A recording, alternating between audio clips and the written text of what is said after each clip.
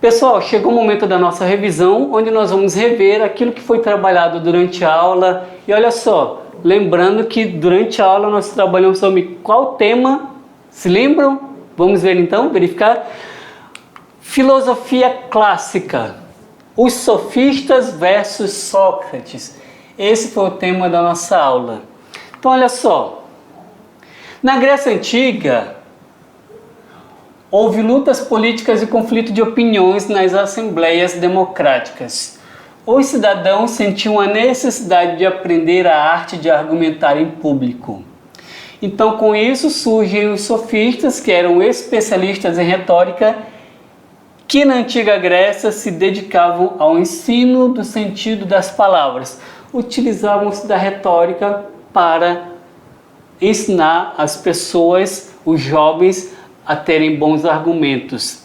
Retórica significa a arte de falar bem, de comunicar de forma clara e conseguir transmitir ideias com convicção. Então, os principais pensadores sofistas temos dois. O primeiro deles, Protágoras, da qual dizia: o homem é a medida de todas as coisas. Protágoras de Abdera, ele pertence à escola sofística, e os principais interesses: linguagem, semântica e relativismo. Como já vimos, ideia: o homem é a medida de todas as coisas. E ele defendia que em toda questão há dois lados de um discurso: o lado fraco e o outro forte. Agora temos Gorgias. O bom orador é capaz de convencer qualquer pessoa sobre qualquer coisa. Principal interesse em Gorgias: retórica e dialética. As ideias. A verdade não existe. Não existe uma verdade universal, válida para todos. Qualquer saber é impossível e tudo é falso porque é ilusório. Então, diante disso, ele não apresenta uma verdade universal, mas verdades particulares. Todo conhecimento se origina na experiência dos nossos sentidos, e essa varia de pessoa para pessoa, de momento para momento. Então, vimos também o significado de virtude. Basicamente, é a qualidade de quem aspira e faz o que é considerado correto e desejável. Então, pessoas virtuosas são aquelas que agem de forma correta e daquela forma como a gente acredita que seja o ideal, o desejável. Virtude é uma excelência. Para os romanos antigos, existiam dois tipos de virtude: a virtude pessoal, o respeito, o humor, a dignidade, a saúde, o trabalho, etc. Mas também existiam as virtudes públicas: igualdade para todos, justiça para todos, riqueza, paz, fertilidade, etc. Enquanto as virtudes pessoais eram voltadas para a pessoa, as virtudes públicas eram voltadas para toda a sociedade. E em Sócrates, finalizando ali, temos a dialética. Aqui, Sócrates e a dialética. Em termos gerais, dialética é o debate e a oposição de ideias, onde cada um apresenta os seus argumentos e a partir daí vamos chegar a um ideal. Lembrando que a dialética não é um debate, eu não vou tentar vencer o meu oponente. É eu tentar compreender por que ele pensa daquela forma e juntos vamos chegar a um consenso. Isso é dialética. Pessoal, agora vocês vão para a atividade de sala e daqui a pouco a gente retorna para a correção. Até breve.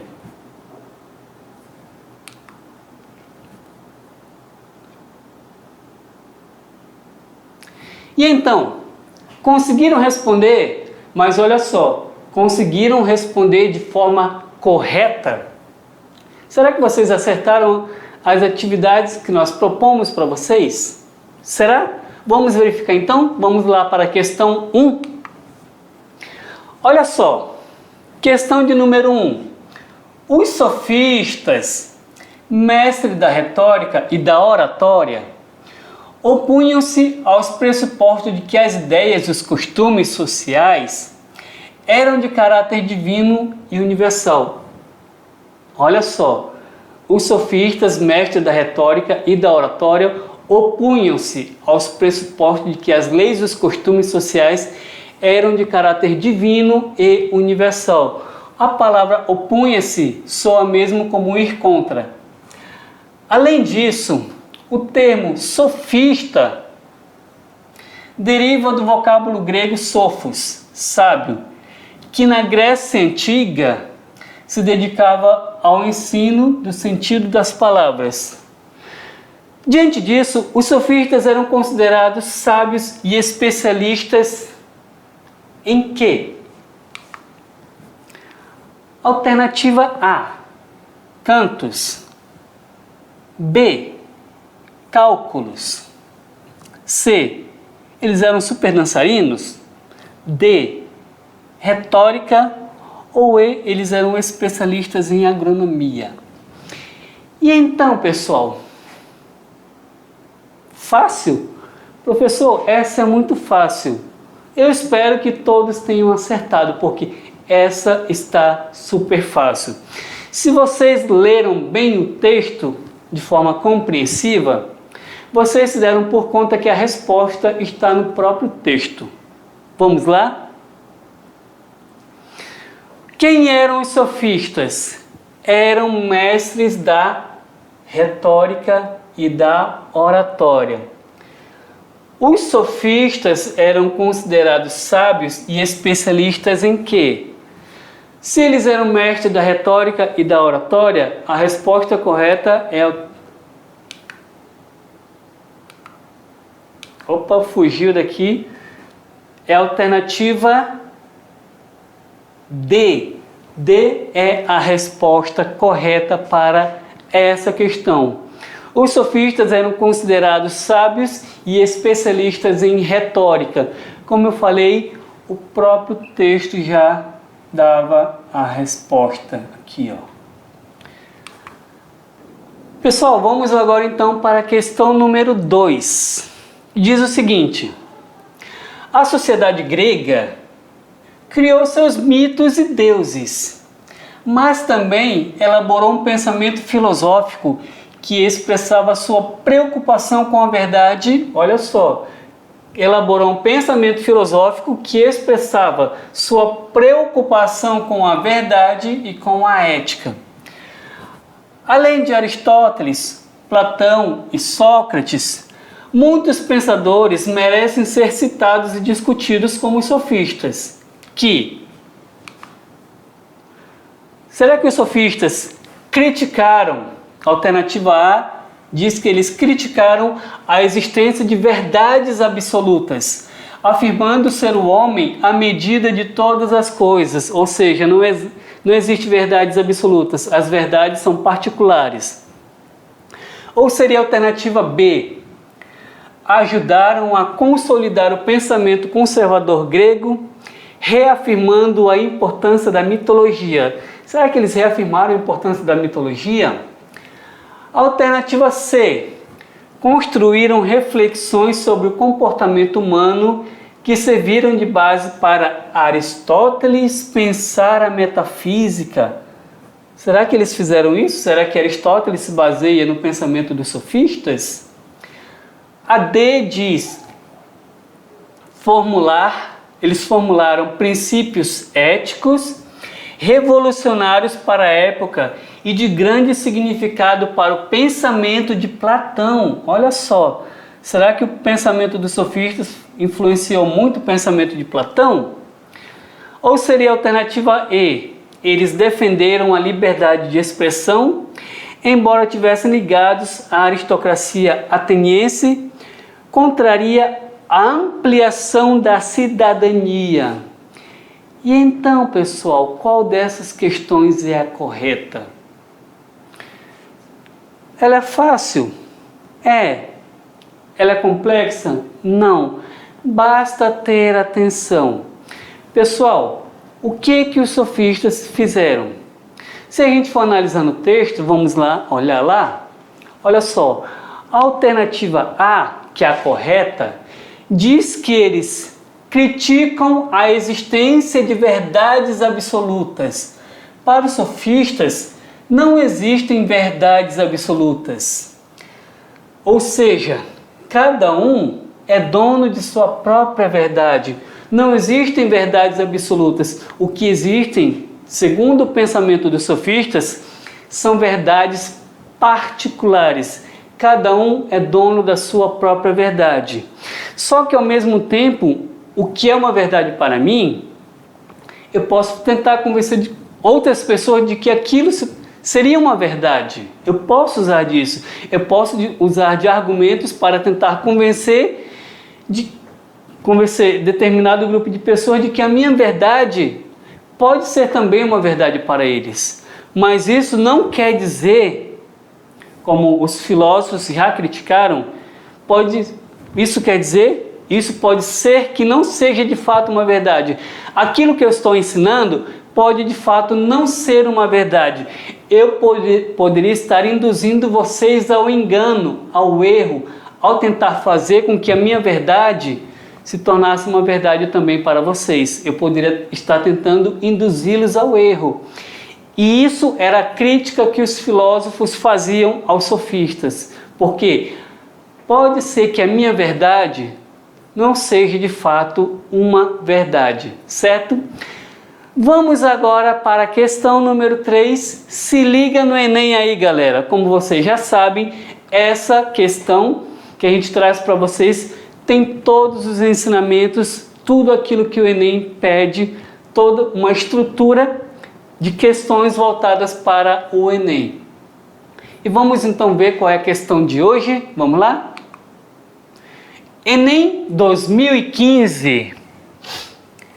Trasímaco estava impaciente porque Sócrates e seus amigos presumiam que a justiça era algo real e importante.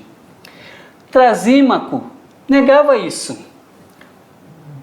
Em seu entender, as pessoas acreditavam, olha só, de acordo com o pensamento de Trasímaco, as pessoas acreditavam no certo e no errado apenas por terem sido enganadas a obedecer às regras da sua sociedade.